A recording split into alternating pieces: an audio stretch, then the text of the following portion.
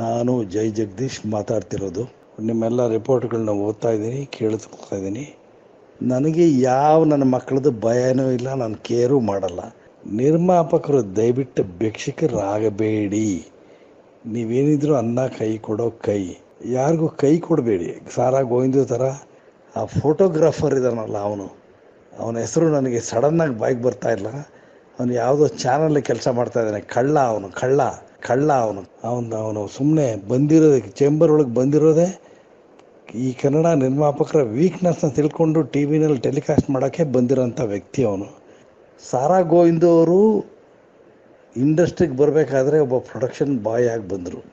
ಆದರೆ ಅವ್ರಿಗೆ ಇನ್ನೂ ಆ ಪ್ರೊಡಕ್ಷನ್ ಬಾಯ್ ಒಂದು ತೊಟ್ಟಿ ಕೆಲಸ ಅಂದರೆ ದಾನದ ಅನ್ನ ತಗೋಬೇಕು, ದಾನದ್ದು ದವಸೆ ದಾನಗಳನ್ನ ತಗೋಬೇಕು ಅನ್ನೋ ಬುದ್ಧಿ ಇನ್ನೂ ಹೋಗಿಲ್ಲ.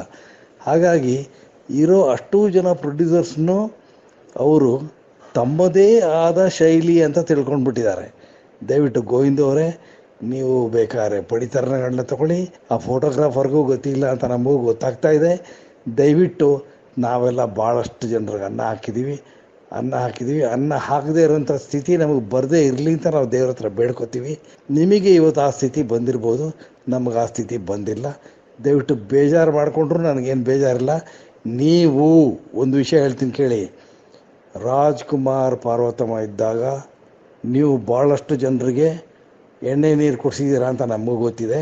ಇವತ್ತು ನಿಮಗೆ ಯಾರೂ ಕೇರ್ ಮಾಡಲ್ಲ, ನಾನು ಕೇರ್ ಮಾಡಲ್ಲ. You are a shit.